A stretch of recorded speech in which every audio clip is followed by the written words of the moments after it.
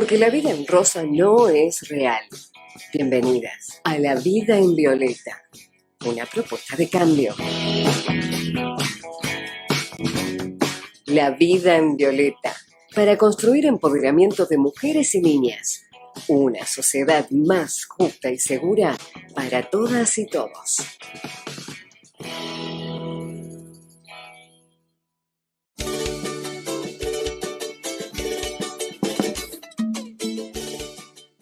Hola, muy buenas tardes, bienvenidas y como digo siempre, ¿por qué no? Bienvenidos a una nueva emisión de La Vida en Violeta. Soy Verónica Pereira Carrillo y antes de comenzar con esta emisión de esta tarde, quisiéramos felicitar y mandarle un gran abrazo sororo y feminista a Justo Fernández López. Feliz cumpleaños, participante, integrante del equipo de La Vida en Violeta en esta cuarta temporada de Voz Colectiva. Hay que decir que Justo participó en un panel justamente en nuestra emisión del martes pasado sobre feminismo versus doctrina queer. Acuérdense que todas las emisiones de La Vida en Violeta están en nuestro canal de YouTube y apúrense porque ya se termina la cuarta temporada Voz Colectiva, terminamos el día 7 de diciembre. Se aproxima, por supuesto, el día 25 de noviembre, que es el Día Internacional por la Eliminación de la Violencia contra las Mujeres, y vamos a hablar sobre el origen del 25N, por supuesto, y vamos a hablar sobre violencia contra las mujeres por razones políticas con un panel realmente excelente. Tenemos ahora, de hecho, en nuestro Zoom a Nora Ferreira, quien es ex detenida de la dictadura genocida del 76, vicepresidenta de la Unión de Mujeres Argentinas. Tenemos también a Amadeo Barceló, historiador y autor de La Guerra de Nuestras Abuelas. Ya vamos a hablar más de esta obra que es, la verdad, maravillosa. Está escrita por un hombre, prologada por otro hombre y habla de nuestras abuelas. Y agradecerle especialmente a Amadeo Barceló, quien se nos conecta desde España, con lo cual están en plena noche ya.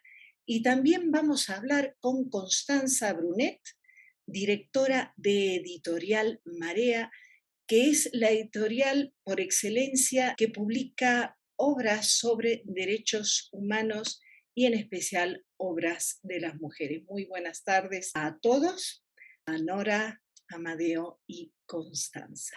Pero antes déjenme ir al origen de este 25 de noviembre, que es, como sabemos, es el Día Internacional por la Eliminación de la Violencia contra las Mujeres y se origina en el martirio de las hermanas Mirabal, opositoras políticas al régimen. El Día Internacional por la Eliminación de la Violencia contra las Mujeres es el 25 de noviembre. Y es justamente para esta fecha que hay que preguntarse sobre el origen de esta conmemoración. Y para ello tenemos que remontarnos a 1960, a República Dominicana, nación caribeña que estaba gobernada por el feroz tirano Rafael Leónidas Trujillo. Es así que un grupo de estudiantes y profesionales dominicanos deciden oponer resistencia a esta dictadura, comienzan a organizarse en grupos clandestinos. Minerva Argentina Mirabal, primera abogada dominicana, decide unirse a ese grupo y lo hace bajo el alias de Mariposa. Su hermana menor, María Teresa, decide unirse también a estas filas clandestinas y también adopta el alias de Mariposa. Comienzan entonces las dos hermanas en este grupo clandestino que se llamó 18 de junio a realizar actividades con el fin de derrocar a este sanguinario dictador. sufren repetidas veces cárceles, torturas y vejámenes de todo tipo. El pueblo dominicano se une en solidaridad cada vez más y le demuestra el cariño y el apoyo a las dos mujeres encarceladas, haciendo volar por encima de los techos de la ciudad barriletes en forma de mariposas. Las dos hermanas son llevadas a juicio, junto por supuesto con otras mujeres y hombres de la resistencia, y son condenadas las hermanas Mirabal a 30 años de cárcel que se conmutan a 5, pero inesperadamente y probablemente porque ya se estaba planificando el asesinato de las hermanas, el dictador les concede prisión domiciliaria con solamente 2 salidas permitidas, y una es la visita a sus esposos en la cárcel y otra, por supuesto, a misa. El 25 de noviembre de 1960, las 3 hermanas van a visitar a sus esposos y en el camino de vuelta las interceptan, las asesinan y luego el aparato de comunicaciones y propaganda trujillista quieren hacer figurar el feminicidio como un accidente de tráfico. A esto se le opone una cuarta hermana de Adela Mirabal, quien se anima a desmentir la versión oficial y comienza a sublevar al pueblo dominicano, quien, horrorizado por este crimen, que es uno de los tantos que había cometido este salvaje dictador, comienza a rebelarse. Los asesinos de las hermanas Mirabal logran ser llevados a juicio y condenados, afortunadamente. Dedé también cría a los 6 hijos huérfanos de sus hermanas asesinadas. Se encarga de preservar la memoria de sus hermanas con la Fundación Hermanas Mirabal. El primer encuentro feminista latinoamericano y del Caribe, celebrado en Bogotá, Colombia, en 1981, rescata la fecha de 25 de noviembre y en el año 2000 Naciones Unidas fija la fecha de 25 de noviembre como el Día Internacional por la Eliminación de las Violencias contra las Mujeres, jornada que invita y convoca a que todo el planeta visibilice y luche contra las violencias ejercidas hacia las mujeres. Este es un homenaje de La Vida en Violeta para las hermanas Mirabal y todas aquellas militantes de la democracia y de los derechos de las mujeres. Y ahora sí vamos al panel. Decíamos que hoy vamos a hablar sobre violencia contra las mujeres por razones políticas. Y sí, hay muchas formas de violencia política contra las mujeres. Por ejemplo, la violencia dentro de los partidos. Los partidos políticos son un ámbito de poder y sabemos que el poder y las relaciones de poder son especialmente misóginos. Podríamos hablar de falta de cupos electorales, de falta de participación real en la toma de decisiones partidarias o ya en el poder delegar a las mujeres a puestos sin relevancia, etc. Pero hoy vamos a hablar de violencias extremas contra las mujeres, como la tortura, la cárcel, el asesinato, y también vamos a hablar de lo que hicieron esas mujeres con esas violencias. En muchos casos han sido verdaderos motores de cambio social. Y vamos a empezar, si les parece, con una pregunta que va extendida a nuestros 3 participantes. ¿Hay diferencias entre el trato que reciben las opositoras políticas, las detenidas desaparecidas, etcétera, con el trato con los hombres?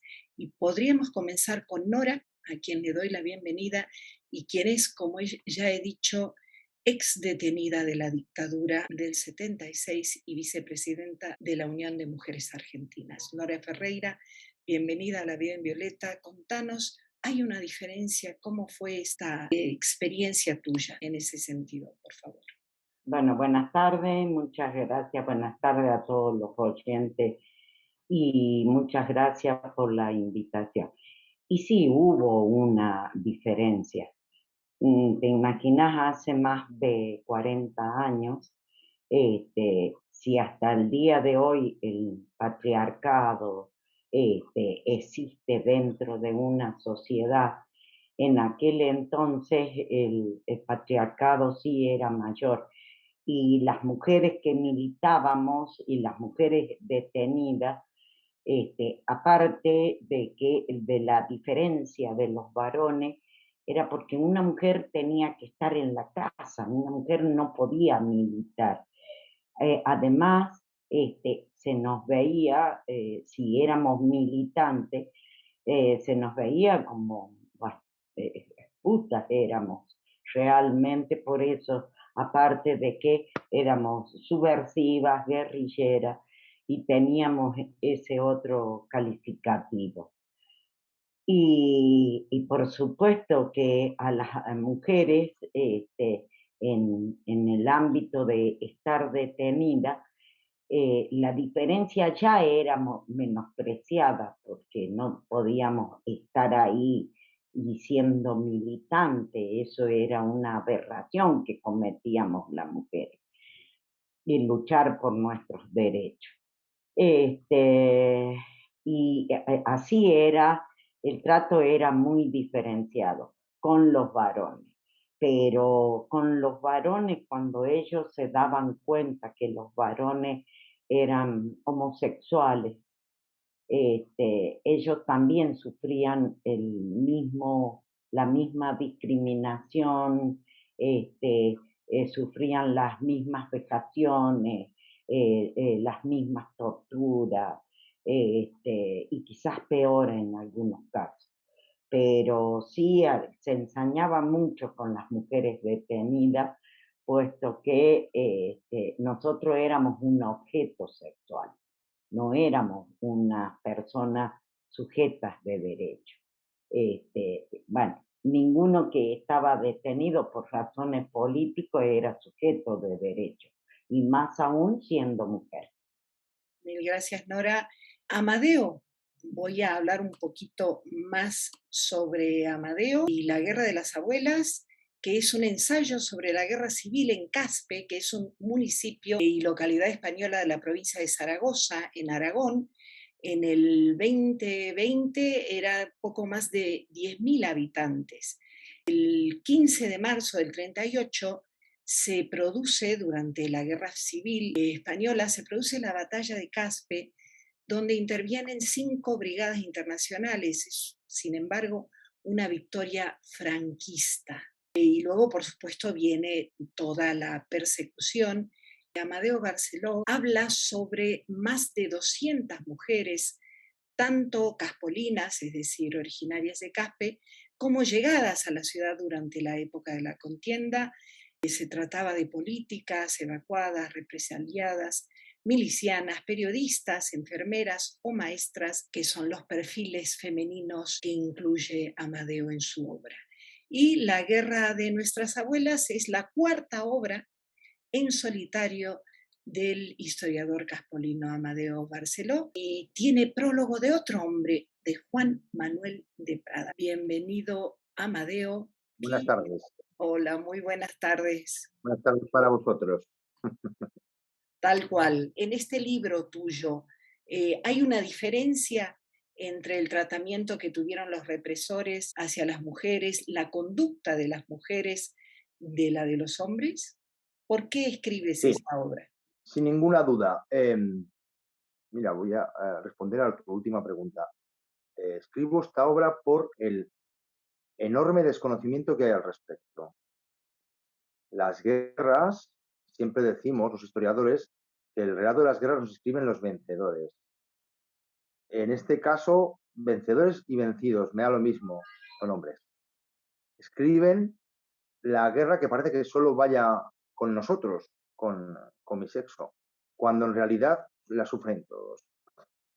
Fíjate que estaba escuchando a Nora antes y está hablando de cosas que suceden hace 40 años y no 80, como es el marco temporal en el cual yo fijo mi trabajo, y hay miles de kilómetros de separación entre España y Argentina y décadas de diferencia, y hablamos de lo mismo.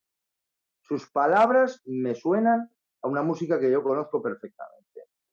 Es ese trato discriminatorio hacia las mujeres. Sí que es cierto que podíamos considerar que, bueno, que la represión franquista, cuando digamos que se oficializa, con ese componente de tanto recato, esa España tan pacata, tan ligada a la Iglesia Católica, impide que se sucedan episodios de represión sexuada, o sea, como quiero decir, de maltrato sexual hacia las mujeres, porque la Iglesia desde luego no consentía esto. Ahora bien, esto ya te estoy hablando de momentos en los que las mujeres han pasado a prisión, ¿vale? Dentro de unos cauces más o menos legales, entre comillas. En el primer momento será muy distinto. Y luego hablaremos de eso. Pero está claro que las mujeres republicanas, en este caso, cometen un doble delito, según la mentalidad de la época de los militares franquistas. Por un lado, son republicanas, son rojas, que decimos aquí en España, son de izquierda. Pero por otro, son mujeres.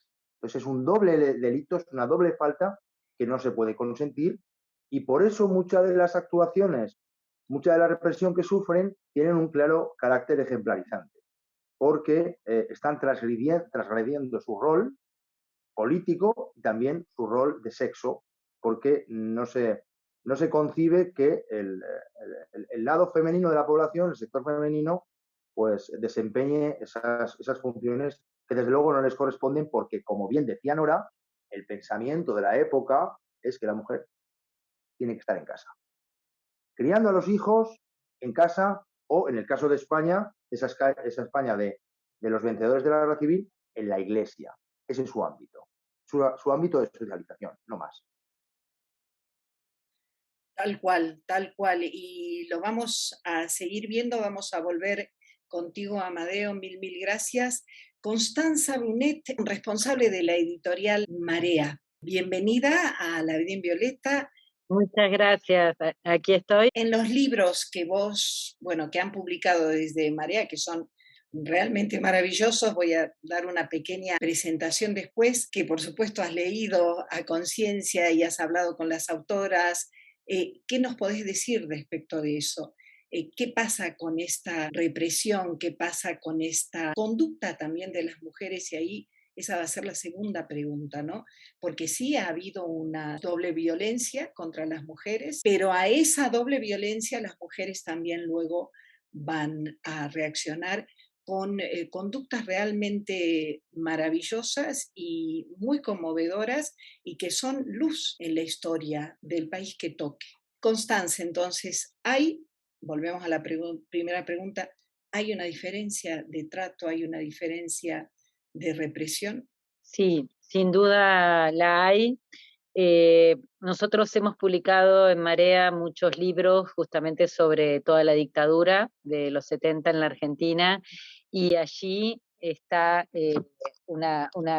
ahí se nota una gran diferencia en la violencia, porque no solo es la violencia que sufrieron todos los detenidos desaparecidos, sino se suma, por supuesto, la violencia sexual, que prácticamente fue general en todas las víctimas, y se suma, hoy se habla de violencia obstétrica, ¿no?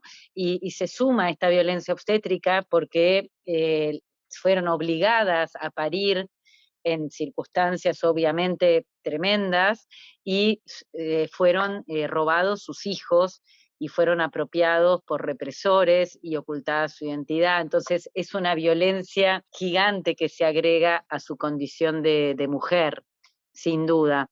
Sí quería destacar, que seguramente lo hablaremos después, que las mujeres en la Argentina fueron la bandera principal de la reivindicación por la memoria, verdad y justicia, a través de las madres y abuelas de Plaza de Mayo, principalmente, y después siguieron también hijas y nietas.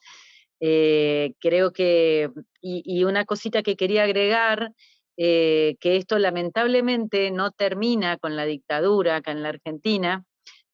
Acabamos de publicar un libro de Adriana Meyer que se llama Desaparecer en Democracia, y que cuenta la historia de las más de 220 desapariciones que hay en democracia. Solo estamos hablando de desapariciones donde intervienen de alguna manera fuerzas vinculadas al Estado, fuerzas de seguridad, y prácticamente en todos los casos en las que apareció finalmente el cadáver de las víctimas, en el caso de las mujeres, fueron además abusadas y violadas, digamos, agredidas sexualmente. O sea que esto es una costumbre que persistió aún en democracia. Así que sí, lamentablemente las mujeres se han visto atacadas doblemente y triplemente en distintos ámbitos. Absolutamente. Gracias, Constanza. Vamos a volver a eso porque yo he escuchado a Nora en una charla que hubo en la Feria del Libro de este año, justamente sobre la violencia obstétrica y justamente el cuidado amoroso recíproco, las redes de cuidado que organizaron las detenidas hacia sus compañeras embarazadas y a punto de dar a luz. Entonces decíamos la segunda pregunta, ¿qué hacen estas mujeres? ¿Cómo se distinguen en su reacción ante estas violencias ejercidas por razones políticas? Comenzamos con Nora, si nos pudieras contar, por favor, cómo se arropan entre ustedes, entre las mujeres detenidas y cómo se ayudan. Bueno, en aquel entonces depende de diferentes cárceles, diferentes países. Uno puede hablar de todo esto por los juicios de lesa humanidad, de haber participado y haber escuchado y tenido conocimiento.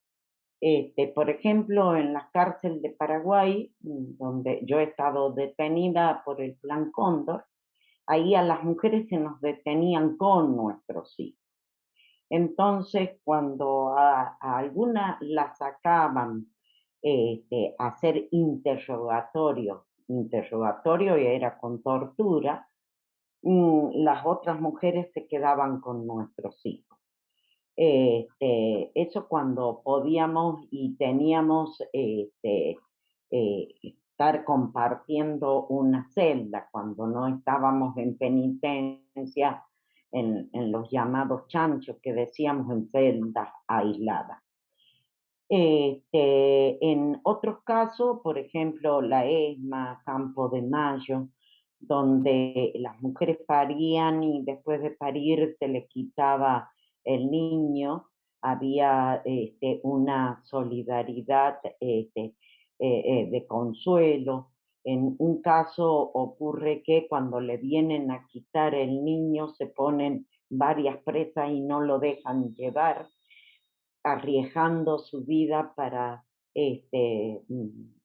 arriesgando su vida. La vida ahí no era vida y sabíamos que en qué momento nos iban a matar, ¿no?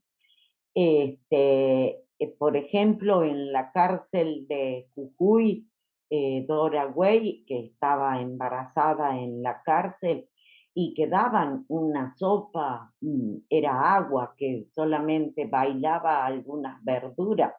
Entonces las presas juntaban esa verdura y le daban a Dora porque estaba embarazada. De hecho, Dora tuvo aquí en la cárcel de Gorriti el nacimiento de la bebé, y la bebé permaneció encerrada con ella hasta la libertad. Y era una hija de todas las presas políticas. Y las que habían estado en 1974-75, esas presas políticas, como enseguidita pasaron no a la clandestinidad como las del 76, esas presas políticas estaban a disposición del PEN, del Poder Ejecutivo Nacional, así que nosotros le llamábamos presas o presos blanqueados. Y ellas habían tenido la oportunidad de conseguir pastillas, ¿no? Entonces, cuando volvían de las torturas, entre ellas se preguntaban o hacían que si había sido violada. Y si había sido violada cuando pasaban para el baño, por donde se pasa la comida, tiraban la pastilla, para que no tuviéramos hijos de violadores. O sea que la solidaridad a lo largo y ancho de toda Latinoamérica, donde estuvieron la dictadura, la solidaridad de las mujeres, el consuelo, porque a veces cuando venían, por ejemplo, en Devoto, ellas venían muy lastimadas y conseguían los trapos sucios porque rara vez te dejaban ir al baño, siempre te daban, que decíamos, el baño de la dictadura era un carrito de leche nido, que era lo que teníamos, porque ni siquiera nos dejaban ir a hacerlo. Y bueno, lo mojaban ella y tenían un trapito guardado para limpiar. Y muchas veces, a veces no se podía conseguir agua y bueno, se limpiaba hasta con orín. Limpiábamos a las compañeras que venían muy golpeadas. Entonces sí existió una red de solidaridad muy grande y por eso hemos podido, bueno, sobrevivir por el apoyo. Y también hacer trabajar nuestra mente, ¿no? Porque en los papelitos de cigarrillo se escribían libros, frases, y en un inodoro se vaciaba y eso era la biblioteca. Formábamos biblioteca para que pudiéramos leer y ocupar nuestra mente para que no nos volviéramos locas, ¿no? Porque muchas veces ellos nos decían o van a salir muerta o loca.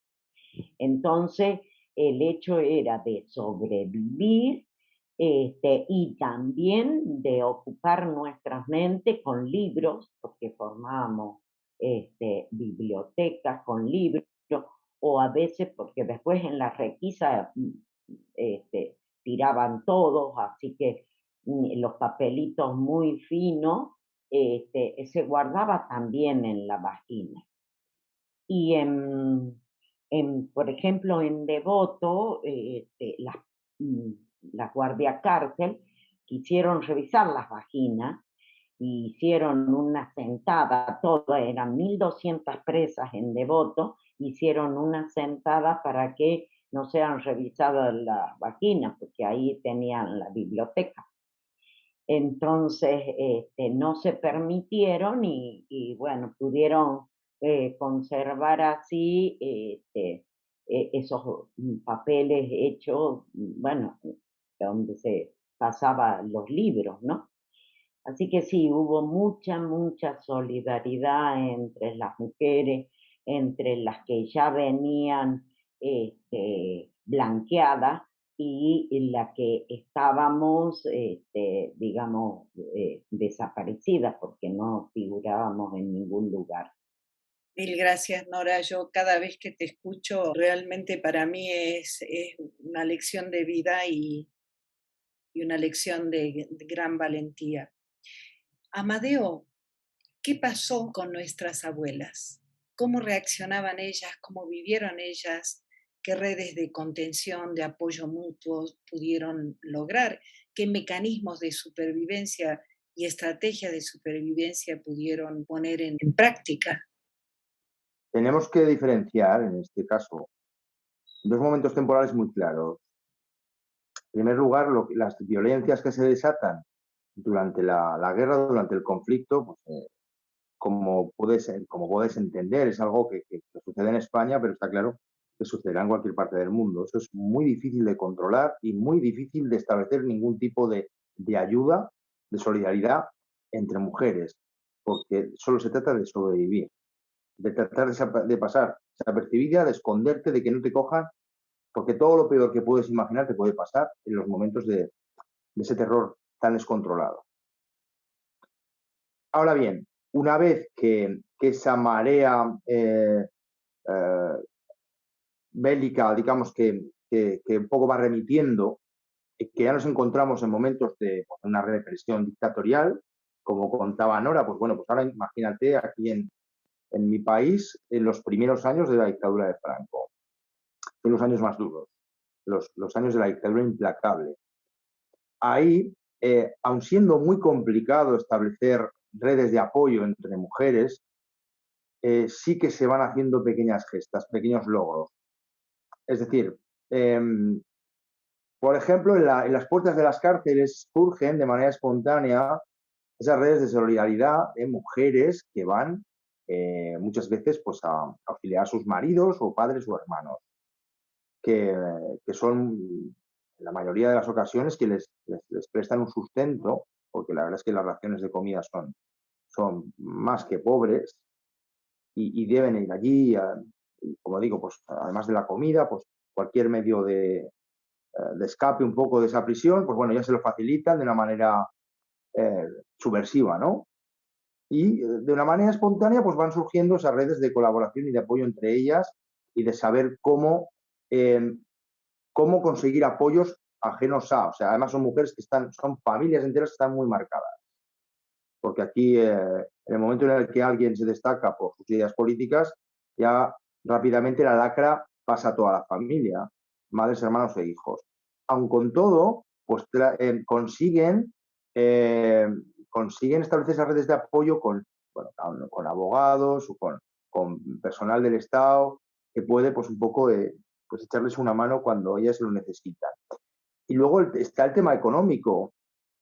Claro, es que hay que subsistir, es que no queda otra. O sea, muchas de ellas, estoy hablando ya no de las presas dentro de las prisiones, pues es todo un poema, es horrible, la comida es escasa, como bien decía Nora, aquí ocurre lo mismo, las medidas higiénicas para las mujeres pues son prácticamente inexistentes, es otra forma de represión femenina, ¿eh? No nos olvidemos de ello. Necesitan una serie de cuidados y que no se les brinda por parte del personal carcelario. Bueno, como decía, pues estas mujeres que están en las puertas de las prisiones, que son mujeres de preso, pues muchas de las veces tienen que recurrir a familias para que atiendan a los hijos tanto de ellas como de esos hombres que están en prisión o que algunos de ellos están ya en las fosas comunes de las afueras de los cementerios, ¿verdad? Entonces, amigos y familiares van tejiendo esas redes de apoyo, muchos de esos niños, para que no se los lleve el Estado y vayan a parar a las manos de las familias, pues serán pues las abuelas o familiares cercanos quienes los atenderán. Te cuentan casos escalofriantes, ¿no? De una abuela una pobre viejecita que tiene que atender a 14 nietos con un puchero de judías y allí andan. Eso es súper habitual en España, porque España se convierte en un país de huérfanos después de la guerra civil. Muchos de ellos están en la cárcel, están bajo tierra y muchas de ellas también están en prisión, las mujeres de los republicanos.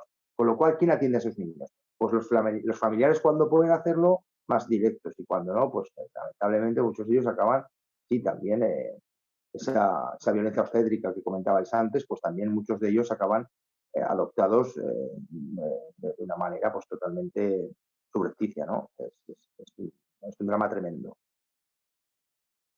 Los hijos de la guerra que decían, ¿no? Y aparte, claro, la violación como arma de guerra ha sido utilizada durante siglos porque estigmatiza para siempre. No es solo la violación, sino es que es el estigma de por vida. Y es enfrentarse, si no se puede abortar, enfrentar y criar al hijo del violador, al hijo del represor, es una violencia añadida, ¿no? Además es una manera de atemorizar a las tropas contrarias, de decirles lo que va a pasar y lo que está pasando con tu mujer mientras tú estás en el frente. O sea, la verdad es que es una violencia física, pero también psicológica, desde luego. Tal cual, tal cual. Constanza, respecto de este tema, ¿qué libro habla sobre este tema? He visto que han publicado biografías y entrevistas a abuelas de Plaza de Mayo. ¿Nos podrías contar un poco sobre el tema, por favor? Sí, cómo no. Sí, sí, nosotros hemos publicado una serie de libros, a esto que te decía, la capacidad que han tenido las mujeres argentinas de reaccionar y de agruparse con una enorme solidaridad y una enorme valentía, tanto las abuelas de Plaza de Mayo buscando a sus hijos y a sus nietos, eh, porque siempre, por supuesto, les faltaba una hija o un hijo, y ese niño que había nacido en cautiverio o que había sido raptado junto con sus padres, también se dieron de las dos circunstancias.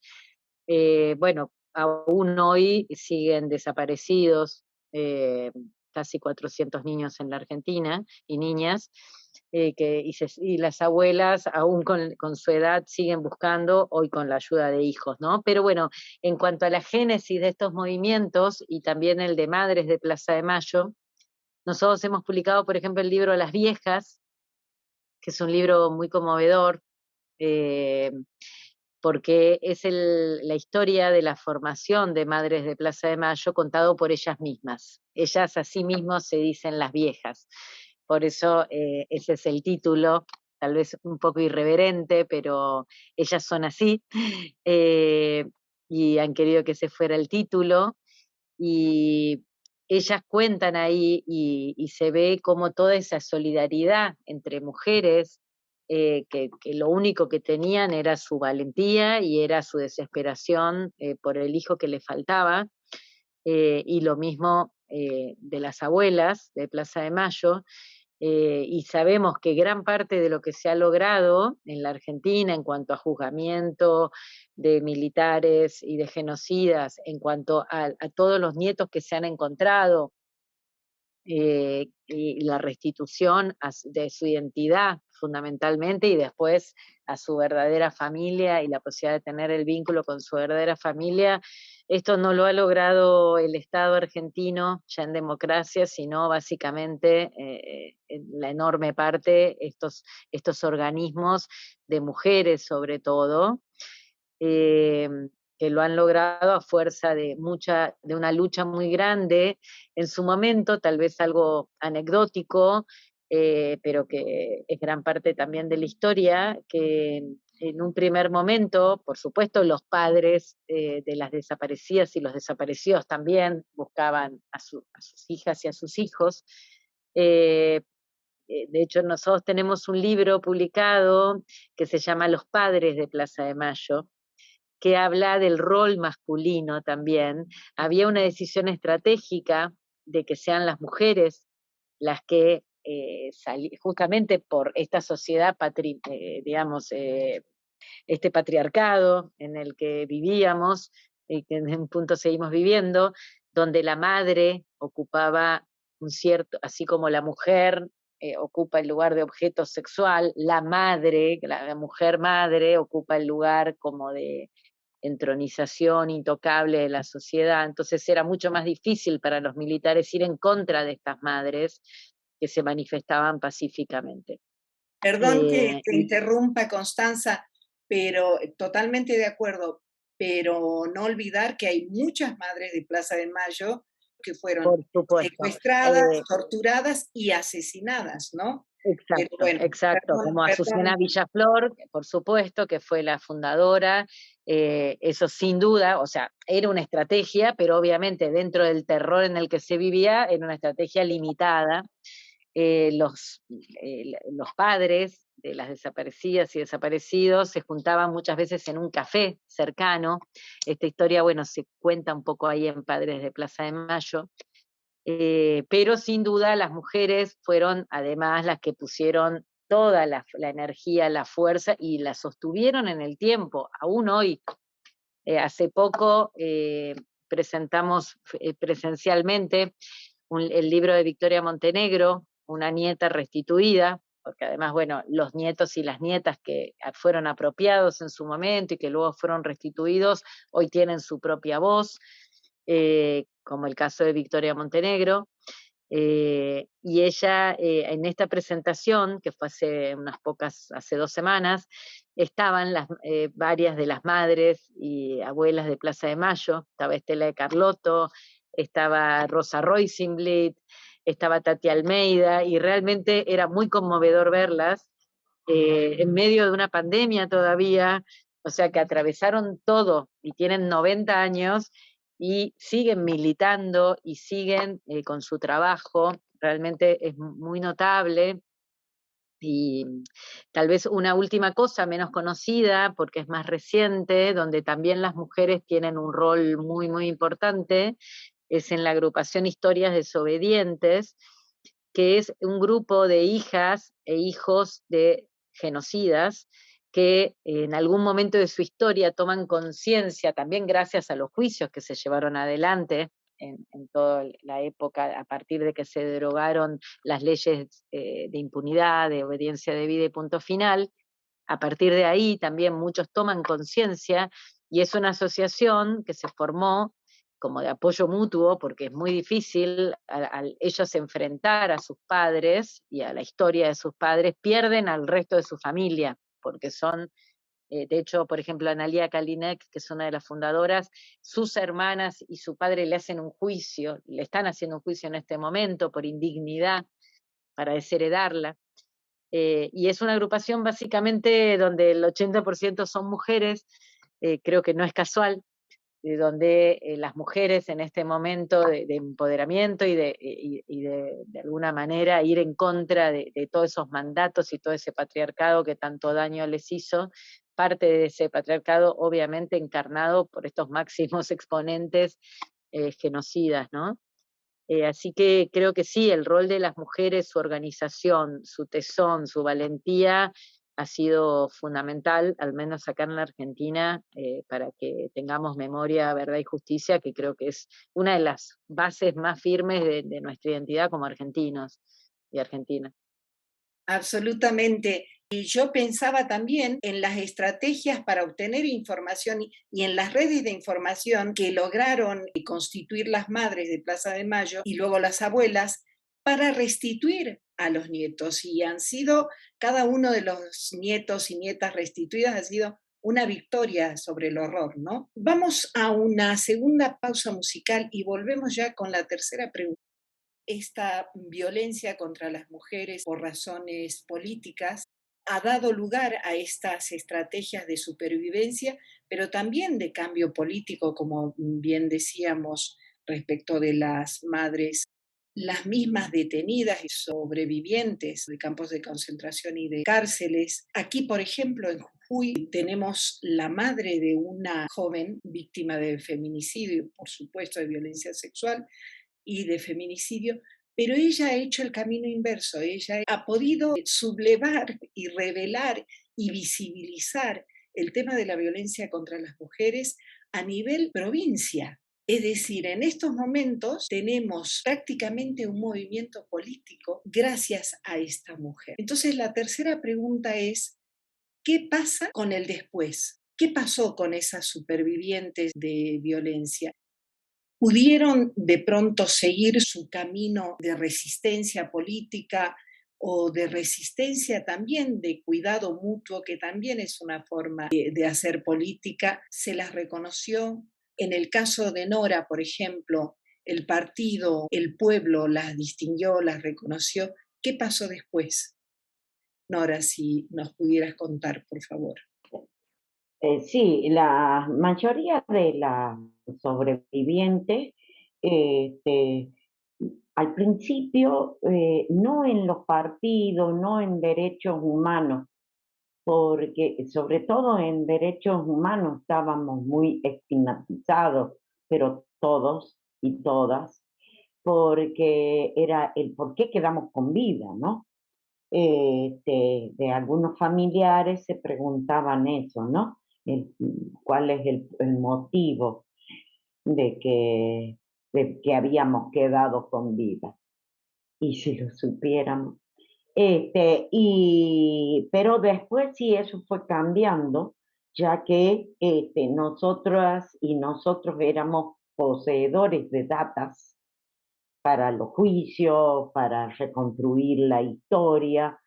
Entonces fueron ahí tomando nuestros testimonios. Si bien es cierto, existían las dos leyes de obediencia debida y punto final, no había juicio, pero sí nos ingeniamos el colectivo, tanto madre, abuelas, ex detenidos, de hacer el juicio por la verdad, que fue una recopilación de datos. Si algo nos pasaba, o ya sea por la edad biológica, bueno, ya tenían nuestros datos, ya tenían, y eso se podía utilizar cuando cayeran esas dos leyes que impedían los juicios de lesa humanidad. Pero las militantes mujeres que hemos sido detenidas, sí hemos vuelto con fuerza, con compromiso, a luchar por los derechos de la mujer. La mayoría se ha insertado en los derechos de la mujer. En los primeros encuentros nacionales de la mujer, nos encontrábamos, la mayoría nos encontrábamos insertadas ahí. Estábamos luchando porque habíamos vivido en carne propia el tema de que queríamos nosotros que las mujeres se empoderaran, queríamos que las mujeres consiguieran derechos, luchábamos por una igualdad de oportunidades, una equidad de género. Y después sí, algunas volvieron a los partidos políticos, pero la militancia fuerte, fuerte casi no fue en los partidos políticos. La mayoría, un 60%, fue en organizaciones sociales y entre ellas las organizaciones de mujeres. Es ahí donde hemos desarrollado toda la militancia y sí tenemos la fuerza, el compromiso, porque recién la escuchaba de que hablaba a Costi, que hablaba del tema de Rosita, ¿no? Que decían de 90. Rosita cumplió este año 102 años y 102 años Rosita. Ha cumplido hace un mes. Y bueno, yo por ejemplo, que sí pertenezco a la Unión de Mujeres de la Argentina en Jujuy, también estoy por Abuelas de Plaza de Mayo. Si bien es cierto, yo acompañé a la abuela de Victoria Montenegro, que recién la nombraba, que vivía acá en Jujuy, la abuela de Victoria Montenegro, y militando con ella, cuando Jujuy queda así sin abuela, se forma una comisión de Red por Derecho a la Identidad de Abuela y sigo llevando, digamos, esa asociación también para restituir los nietos. Acá en Jujuy seguimos buscando los nietos como en toda parte del país, pero sí estamos en constante conexión y hacemos reuniones periódicas con abuelas de todo el país. Y bueno, y la edad, la mínima, tiene 92 años, pero después de ahí hacia arriba, ¿no? Y si nosotros tenemos 70 años, nuestras madres como mínimo 22 años más. Así que esto habla de una lucha constante, de un compromiso, de una entrega de vida, que no porque nos pasó lo que nos pasó nos íbamos a encerrar en nuestras casas, porque por suerte quedamos con vida no quedamos locas, no, y fue una resistencia a decir, estamos fuertes, y vamos a seguir adelante.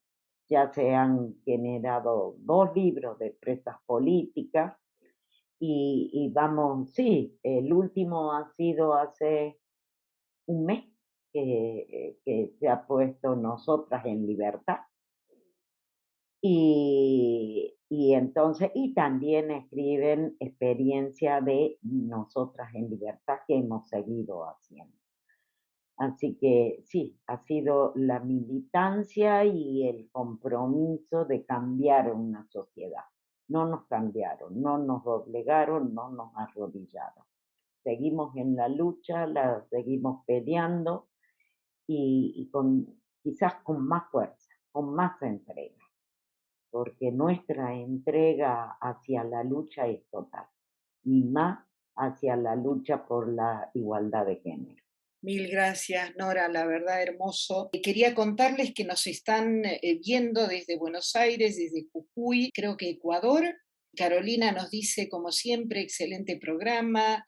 Viviana nos saluda desde Buenos Aires y Valeria dice, Nora, qué hermoso es escucharte siempre, porque bueno, estamos saliendo, por supuesto, por el Facebook Live de La Vida en Violeta. Como siempre, esta emisión quedará luego en nuestro canal de YouTube. Le mandamos un gran saludo a las compañeras que nos están viendo. Gracias por sus comentarios. Amadeo, ¿qué pasó después con esas mujeres, con esas abuelas? ¿Cómo siguieron la vida? ¿Cómo fueron rechazadas o discriminadas? ¿Qué pasó con ellas? Pues lo cierto es que hay varios casos, o sea, varias tipologías de mujer que sobrevive a todos estos episodios de violencia. Que ya es una Bueno, victoria. absolutamente, sí, desde luego. Por un lado, debemos distinguir la violencia física, apenas se cuenta, porque es deshonroso para la mujer. En el marco de una dictadura, además de deshonroso, es evidente, pero no te permiten airearlo porque tú, ¿qué vas a contar? Que los vencedores de una guerra durante un tiempo determinado de esa guerra abusaron de ti, te violaron las tropas, te dejaron. Es un relato incómodo que no se cuenta, no se puede contar, además de ser molesto incluso para estas mujeres en su ámbito familiar o de amistades, ¿no? Entonces, ciertamente la violencia física más aterradora, que son las violaciones y demás, permanecen en el más absoluto silencio. Y lo demás, pues se trata de olvidar, porque como os digo, los años de la guerra son duros y los de la posguerra también son muy duros. Otra cosa distinta es esa violencia sexuada, pero más bien en cuanto a las presas políticas. Estoy refiriendo que sufren esos tratos discriminatorios de los que hemos ido hablando durante el programa. Lo cierto es que cuando salen de prisión, sí, bueno, siempre hay presas políticas durante la dictadura, ¿no? Es algo que también nos ocurre en Argentina. Es difícil que reconstruyan su vida, porque ya quedan marcadas. Y eso es un fenómeno que se sucede con especial incidencia en los pueblos, porque todo el mundo se conoce, los pueblos pequeñitos. O sea, ¿qué ocurre? Que muchas de las veces las mujeres que salen de prisión, aunque la cárcel esté fuera de su pueblo, ¿no? Cuando vuelven a sus lugares de origen, todo el mundo sabe que fulanita o menganita viene del Trullo por ser roja, que decimos en España, por ser de izquierda, con lo cual ya quedan estigmatizadas. ¿Qué hacen muchas de ellas? Se van. Se van sin quererlo hacer, pero tienen que romper los lazos con su lugar de origen porque no les queda otra, porque no pueden ir señaladas, marcadas. Muchas veces tendrán problemas para encontrar trabajo, o si lo encuentran, siempre son trabajos menores, poco casi que les dan empleo por caridad e incluso pueden pues, pagarles mucho menos de lo que se debería, ¿no? O sea, están siempre, como te digo, pues ya se les marca, se les señala durante años. Y claro, luego tenemos aquí un problema añadido en España, es que por mucho que todos esos delitos se recuerden bien, los que se producen durante la guerra y durante los años posteriores, y y esa vejación siempre continua y ese maltrato hacia la mujer. Luego llega el 77 la ley de amnistía y claro, es el borrón de es vuestra ley de punto final, ¿no? O sea, borrón y cuenta nueva, y aquí no hay Dios, es Cristo que les meta mano a todos estos represores, a todos los que han vejado a las mujeres. No podemos hacer nada con esto. Con lo cual no queda más que mirar hacia adelante. Y fíjate que ha sido ahora en estos años, especialmente desde, digamos, el siglo XXI, cuando hemos llegado a la generación de nietos, incluso bisnietos, de los represaliados y de las represaliadas durante la guerra y la dictadura más dura, cuando hemos querido decir que esto de la libre amnistía no va con nosotros y no va con nuestras abuelas. Que a ellas no les quedó más remedio que tragarla, pero esto no es justo. O sea, entonces, en el momento, pues podemos entender que en el contexto, pues hubo se hizo lo que se pudo hacer, pero claro, que ya está bien y que todo esto debe airearse. Y claro, ahora ya es difícil ajustar cuentas con todos esos delincuentes, ¿no? Todos esos que tanto castigaron a nuestros abuelos y abuelas. Pero bueno, ahí estamos nosotros por lo menos para contarlo y para que se sepa, porque al final de todo esto que estamos escuchando esta noche, a mí también me produce una especial satisfacción, entiéndame la palabra, escuchar a Nora, porque lo que te da son unas lecciones de vida brutales, a pesar de todo lo dramático de su relato, pero es que es algo que debía ser obligatorio en las escuelas, es pedagogía pura y dura. Bueno, pues al final todo esto que nosotros estamos haciendo, todo este ejercicio, no se trata más de que se sepa y que aprendamos de nuestros errores. Y es un poco, al final es la moraleja que nos queda de todo esto, porque es muy complicado ya, como te digo, saldar cuentas con ese pasado, lamentablemente. Tal cual, y aparte en el caso de España, no han sido los 7 años de dictadura, sino que la dictadura se perpetuó durante, creo, 40 años. Casi 40.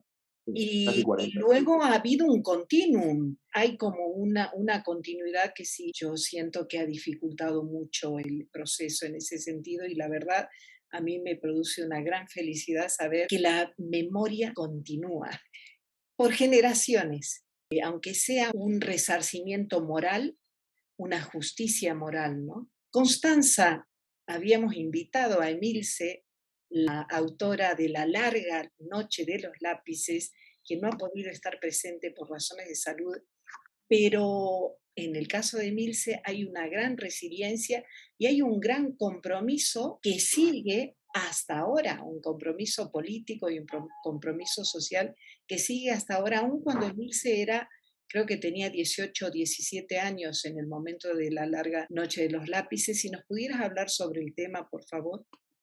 Sí, justamente pensaba en esta parte hablar sobre el libro de Milce porque justo apunta a la pregunta que vos traés y a esta temática que están hablando acá la compañera y el compañero. Sí, Milce, justamente este libro originalmente se iba a llamar Tenía 17 años, porque fue la edad que ella tenía cuando la secuestran. Ella está primero detenida ilegalmente, después pasa a estar también presa en una cárcel, logra sobrevivir. Un poco como dijo Nora, muy conmovedor, la verdad, todo el testimonio de Nora y su historia y su militancia. Eh, Ella justamente, por eso el libro le pusimos de ese título, que fuimos peloteando un montón de títulos hasta que encontramos ese y dijimos, este es el título porque justamente hace referencia que el libro no trata sobre la noche de los lápices, trata sobre justamente el antes y sobre todo el después. Qué pasa con un ser humano que pasa por esa situación, una mujer, en este caso una adolescente de 17 años, que está hasta los 20 años y que sale a los 20 años sintiendo que es una anciana internamente, que perdió su juventud, su vitalidad.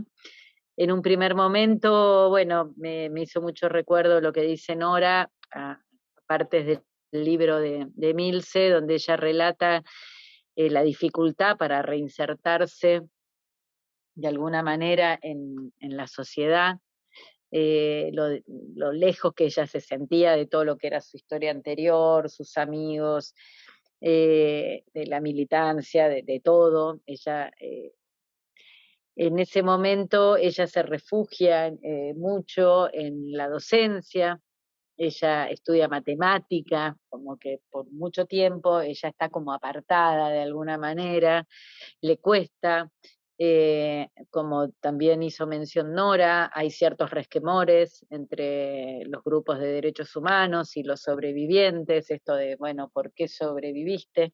Y la culpa del propio sobreviviente, que es algo que es muy frecuente en sobrevivientes. Ella, como vos decís, es una persona con una gran resiliencia. Ella logra de alguna manera ir elaborando y superando y poniéndolo, no sé si superando, pero convirtiéndolo en otra cosa, convirtiéndolo en acción política, convirtiéndolo en acción social, en todo un compromiso, y que se termina traduciendo también en en una vocación casi literaria, porque cuando ella logra volcar y logra expresar en estos relatos, que se llaman justamente relatos, les voy a mostrar el libro, de una sobreviviente, eh, lo logra expresar muy literariamente y muy poéticamente sus vivencias, tanto como militante, como bueno, dentro de lo que fue la noche de su detención, de su secuestro y después de su posterior detención ilegal y después su paso a una cárcel, pero después también toda su vida posterior.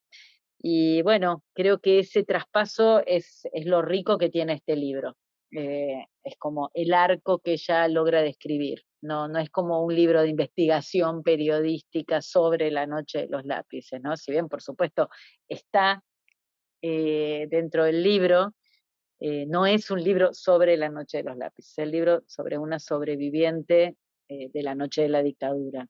Correcto. Y yo pensaba cuando estaba haciendo este pequeño cortito sobre las hermanas Mirabal, los dos hijos de Minerva, Minú y su hermano, se han dedicado a la política.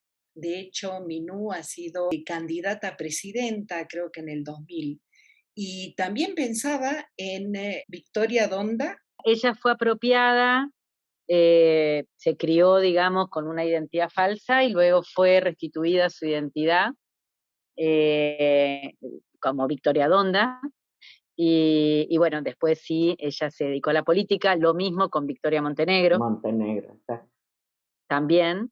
En el caso de Victoria, eso era otra cosa que te quería decir, también otro efecto así largo, residual, que se ve en el libro de Victoria Montenegro, pero también, por ejemplo, en el libro de Analía Argento, que se llama De vuelta a casa y que habla de varios nietos restituidos y trata varios casos, entre ellos el de Victoria Donda, que es también el largo proceso que les ha llevado a las nietas, como Victoria Montenegro, por ejemplo, asumir esta nueva identidad. Hay casos de nietos que lo han hecho y nietas que lo han hecho tal vez con, no digo facilidad, pero bueno, de alguna manera un poco más, no tan dificultosa como por ejemplo en el caso de Victoria Montenegro. De hecho él también dimos vuelta mucho con el título y dimos con este que era Hasta ser Victoria, porque realmente es un proceso muy largo y una historia de vida muy larga y que tiene que ver, digamos, es una víctima claramente de la dictadura y los efectos en la vida posterior, ¿no? Creo que es muy interesante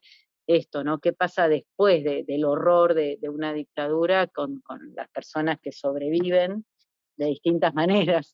En el caso de ella sobrevivió como nieta apropiada, como hija apropiada, y sus padres fueron asesinados, y bueno, en el caso de los sobrevivientes que estuvieron desaparecidos también, hay todo un proceso que a veces la sociedad ha acompañado, o parte de la sociedad, y muchas veces no, y que sin duda creo que es algo muy, muy valioso, esa resiliencia y ese testimonio que tienen para aportar, ¿no? Mil gracias, Constanza. Algunas palabras finales para cerrar, Nora, por favor. Bueno, es que las mujeres pasen lo que pasen, hay que seguir adelante, bueno, mujeres y varones, pero A veces las mujeres nos cuesta más, una por ser mujer, donde tenés que llevar la casa, tenés que hacer el trabajo doméstico, también tenés que hacer el, el trabajo fuera de la casa y también la militancia, o sea, tenés más roles que cumplir, pero lo podemos lograr a todos los roles que tenemos que cumplir, lo logramos a seguir transformando una sociedad más justa.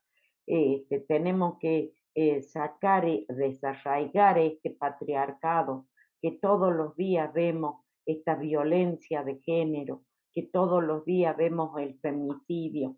Entonces tenemos que lograr una sociedad más justa, donde podamos convivir varones y mujeres sin esos roles prefijados que los roles prefijados muchas veces hacen que terminen en un femicidio cuando el varón no tiene el rol de proveedor, la proveedora en una familia es la mujer. O sea, cuando se invierten esos roles prefijados de una sociedad, a veces también lleva a una desesperación que no lo pueden soportar y termina en violencia de género o a veces en femicidio.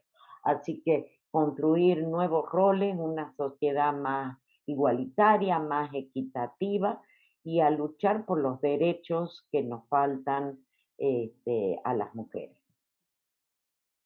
Mil gracias, Nora. Amadeu, en este rescate de la memoria, en esta especie de militancia también, en esta reivindicación y en esta justicia que le haces a nuestras abuelas, ¿nos podés dar unas palabras finales para redondear? Te decía que más que de las abuelas, como colofón, te voy a hablar brevemente de sus hijas y de sus nietas. Aun con todo ese ejercicio tan brutal de represión, de silenciar todas esas historias, de maltrato hacia la mujer constante que se produce durante la dictadura franquista, hemos dicho casi 4 décadas, en los últimos años de la dictadura ya hay un movimiento muy latente, muy claro, eh, perfectamente rastreable, de mujeres más jóvenes que dan el paso. Además de que muchas de las que salen de prisión, desde luego, nunca se rinden, la gran mayoría, y después acabarán militando en los partidos de la democracia. Pero fíjate cómo aflora un movimiento de mujeres contestatarias contra la dictadura, contra el régimen, y se les ve en colectivos ciudadanos, en asociaciones feministas, de todo tipo, ¿no? Y, ¿cuál es el mensaje positivo de todo esto? Que al final no caló ese mensaje de esa dictadura tan patriarcal, se quedó en la nada, se fue diluyendo y casi pues antes de que llegara la democracia, pues desde luego todos sus valores se habían arruinado. Luego entramos en un periodo valle, podría deciros en esa democracia patriarcal de España, como de otros muchos países, a partir del año 75, que se instaura ya la democracia, los años 80, 90 y el principio del siglo XXI, ¿no? Incluso. Sí, hay una democracia, pero en realidad la igualdad, la emancipación de la mujer ha llegado, el empoderamiento de manera muy leve. Es ahora en estos años cuando por fin lo estamos detectando, de la última década prácticamente. Y es un fenómeno que a mí me llena de esperanza, ¿no? Que por fin, bueno, nos ha costado 8 o 9 décadas desde ese primer movimiento muy notable como fue la Segunda República en España, cuando por fin llega la igualdad legal a partir de 1931 entre hombres y mujeres. Otra cosa será en el plano social, que costará mucho más. Pero bueno, aunque han tenido que pasar 90 años nada menos, pero por fin hoy estamos recogiendo los frutos que se sembraron en el tiempo de nuestras abuelas. Y por fin quiero pensar que todo aquel pozo no fue a parar a la basura y que siempre quedó ahí ese rescoldo y que por fin ahora está fructificando. Exactamente. Gracias, Amadeo. Constanza, y esta alquimia que hace Marea y espero que se expanda a otras editoriales, ¿no? De rescate de la memoria de las violencias ejercidas contra las mujeres por razones políticas, a esta resiliencia, ¿no? Y a este cambio social en donde las mujeres también son protagonistas. Si nos pudieras, por favor, redondear. Sí, cómo no. Bueno, solo me gustaría destacar que el rescate de la memoria, que a veces muchos tildan de, bueno, es algo pasado, que ya no influencia en el presente. Yo creo todo lo contrario, rescato mucho las palabras de Nora, donde habla ella en primera persona y de sus compañeras, como la mayoría también milita por la igualdad de género y milita por las causas que hoy militan las mujeres jóvenes. Yo creo que las luchas están emparentadas, que tenemos mucho para aprender y creo que nuestro feminismo, que hoy está muy fuerte, después de muchos años de intentar salir a la luz, creo que está muy apoyado en las grandes luchas que ya hubo en la Argentina con las madres y las abuelas. Creo que es un piso muy importante y eso, creo que esta memoria, que es una memoria activa, digamos, vinculada con el presente, justamente Marea tiene esa característica, es lo que intentamos desde la editorial. Por un lado, el rescate de la memoria y por otro lado, el estar sintonizados con lo que está pasando. Tenemos, por supuesto, muchos libros que tratan sobre lo que pasa hoy, sobre los movimientos de mujeres, sobre los movimientos LGTB, digamos, de todas las tendencias sociales y políticas que están pasando. Y yo creo que están muy conectados. En nuestro caso, al menos no lo vemos como dos compartimentos estancos, sino algo que se retroalimenta.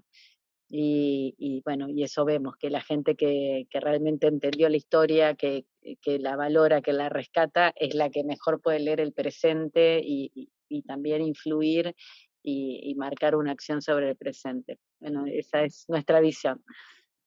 Mil gracias, Constanza. Y sí, efectivamente, en esta emisión de La Vida en Violeta hemos querido brindar un panorama de distintas visiones y de distintas voces de sobrevivientes y, por qué no, de victoriosas sobre estas violencias contra las mujeres ejercidas por razones políticas. Y para este 25 de noviembre invito a la reflexión, a hacer presente la memoria activa y por supuesto a seguir luchando para que la violencia de todo tipo sea eliminada definitivamente. Mil gracias, Nora Ferreira, mil gracias, Constanza Brunet, mil gracias, Amadeo, que ya se nos fue, pero al que le enviamos un gran saludo. Gracias por habernos seguido en La Vida en Violeta. Los esperamos siempre los martes por Facebook Live a las 18 horas. Un abrazo a todas y, ¿por qué no?, a todos. Soy Verónica Pereira Carrillo. Voy a poner en gallery para poder saludarnos. Un gran abrazo.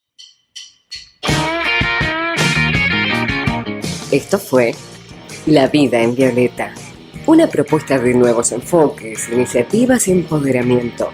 Te esperamos todos los martes.